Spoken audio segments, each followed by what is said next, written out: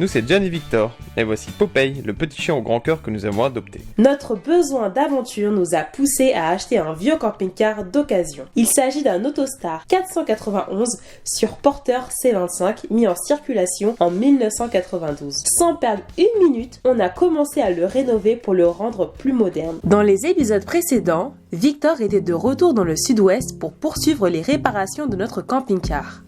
Il a notamment démonté le chauffage et la chaudière et réparé l'arrière du véhicule. N'hésitez pas à nous donner des idées pour la rénovation. Cela nous aide beaucoup. Bonjour à tous, j'espère que vous allez bien. Journée brumeuse aujourd'hui, petit temps idéal. Aujourd'hui ça va surtout être du rangement, nettoyage dans le camping-car en fait, parce qu'on va le préparer pour l'hivernage. Donc après on va le déplacer, on va aller le mettre dans une grange pour qu'il y passe les prochains mois à venir qui risquent d'être très froid. Bonjour Popeye, ça va? Popeye t'as fait un trou dans le jardin.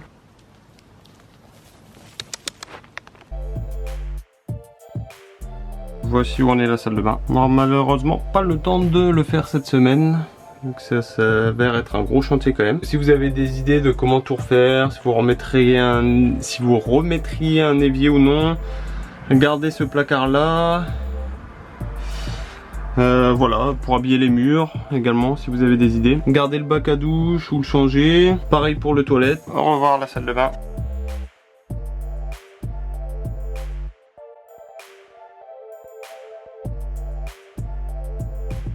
Le camping-car est presque nettoyé. Bon, la salle de bain, j'ai enlevé ce que j'ai pu. Elle va rester comme ça pour l'hiver.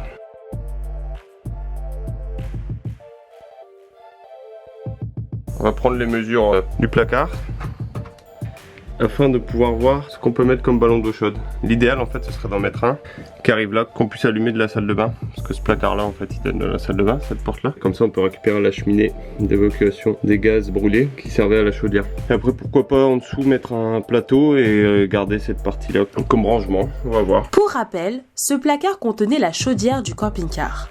Nous l'avons retiré à l'épisode 18. Maintenant, nous avons besoin d'un nouveau système de chauffage plus moderne et plus simple d'utilisation.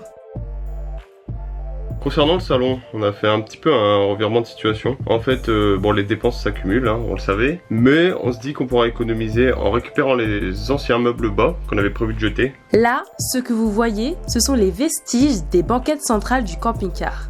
S'il y a des ouvertures, c'est pour permettre à l'air et la chaleur de circuler dans le camping-car. Ceci afin de ne pas engendrer des problèmes d'humidité. Il est donc très pratique pour nous de garder les anciens meubles. On essaie de reconstituer le puzzle, mais bon, c'est pas gagné. C'est pas gagné parce que comme vous pouvez vous en douter, on n'a pas démonté ça de manière très délicate. On aura certainement besoin de nouveaux morceaux de bois pour compléter le montage des banquettes centrales et celles de l'arrière. Il est temps de prendre les mesures pour réfléchir à la construction de la banquette arrière. On souhaite en faire un canapé détente. Pour le lit de la capucine, nous aurons besoin d'une planche neuve pour constituer le sommier. Victor va prendre les mesures pour qu'on puisse l'acheter. La planche sera déposée dans la capucine et doit pouvoir se rabattre pour donner cette ouverture. On a beaucoup de travail qu'on pourra faire à distance parce que le souci étant en fait que le camping-car se trouve à ni plus ni moins que presque 1000 km de là où on habite. C'est un choix de le laisser dans le sud-ouest, le climat est plus doux, on connaît les professionnels sur place donc c'est un choix de le laisser là-bas. Mais notre temps sur place est limité donc là on va faire vraiment tout ce qu'on peut faire en distanciel et comme ça on pourra s'avancer. Je vais terminer de nettoyer et après direction la grange. Donc je vais prendre la route, direction la grange. Autant vous dire que j'ai hâte, ça fait très longtemps que je ne l'ai pas conduit. Il y a quelques kilomètres à faire, donc bon, je vais prendre mon temps. Dans l'épisode précédent, nous vous rappelons que nous avons retiré le pare-choc arrière du camping-car pour le réparer.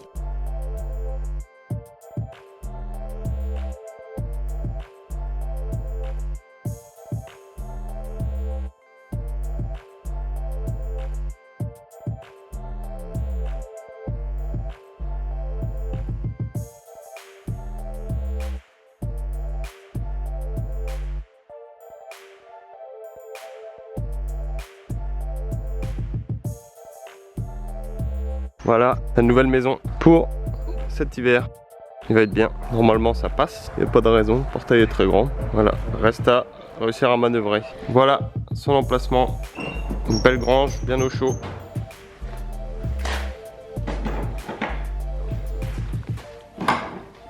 On pourra éventuellement venir y travailler ici si on le souhaite.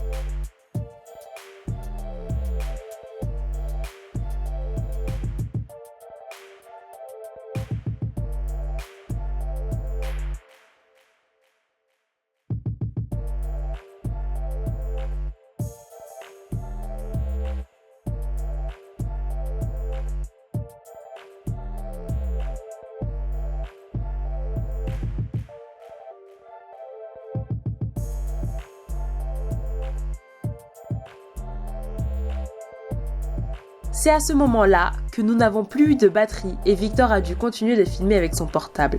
Le camping-car est maintenant au chaud dans une grange. Nous avons de la chance d'avoir un lieu de parking pour lui. Malheureusement, il est assez loin de notre lieu d'habitation.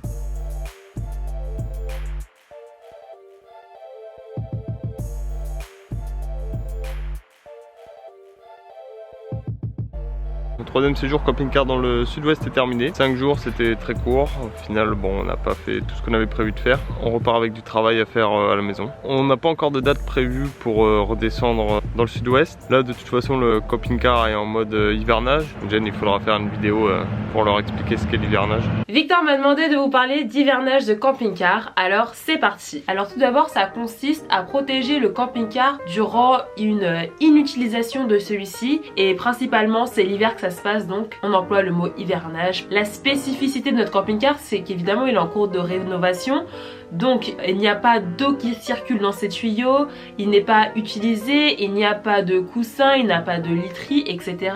Donc il y a beaucoup de choses de l'hivernage classique d'un camping-car qu'on ne va pas faire. Mais bon, je vais tout vous expliquer. Tout d'abord, à l'intérieur du camping-car, il faut vidanger les réservoirs, etc. Nous c'est simple, notre cuve à eau est vide et nos cuves à eau grises ont été enlevées. Donc pour ça, pas de problème. Et pour la cassette des toilettes, elle est vide et nettoyée. Il faut éliminer toute source d'eau dans le camping-car pour éviter évidemment le gel et les problèmes d'humidité. Ensuite, pour l'hivernage du camping-car, il convient de fermer et enlever les bouteilles de gaz du camping-car. Pour nous, c'est fait. Nos bouteilles de gaz ont été enlevées il y a bien longtemps pour qu'on puisse le rénover en toute sécurité. Il est fortement recommandé de débrancher la batterie du véhicule au cours de l'hivernage, ainsi que d'engraisser les cosses. Le mieux lors de l'hivernage, c'est de ne pas serrer le frein à main du camping-car, mais le disposer sur des cales. Je ne sais pas si Victor l'a fait. Et enfin, un grand point pour préparer l'hivernage du camping-car, c'est de le nettoyer intégralement à l'intérieur et à l'extérieur. Très facile pour nous, nos placards sont vides, il n'y a aucune trace de nourriture à l'intérieur.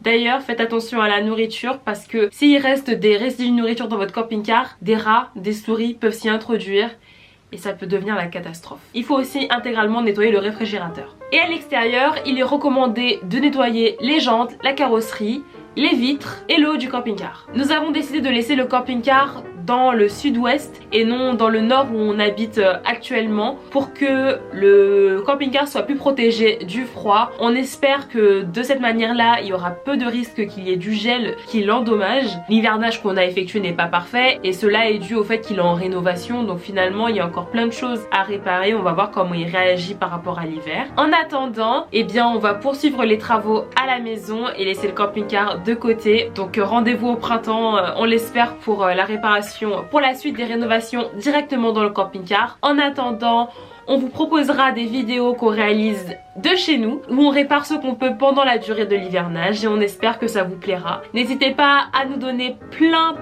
de conseils sur la rénovation du camping-car, les astuces que vous préconisez pour qu'on aménage notre camping-car de manière optimale, à faible prix et voilà, on est vraiment à l'écoute de tous vos conseils. On vous remercie infiniment pour vos retours et vos commentaires. N'hésitez pas à nous suivre sur Instagram, à liker cette vidéo si elle vous a plu. N'hésitez pas à vous abonner à cette chaîne si vous appréciez le contenu qu'on vous propose et on se voit très vite pour une prochaine vidéo.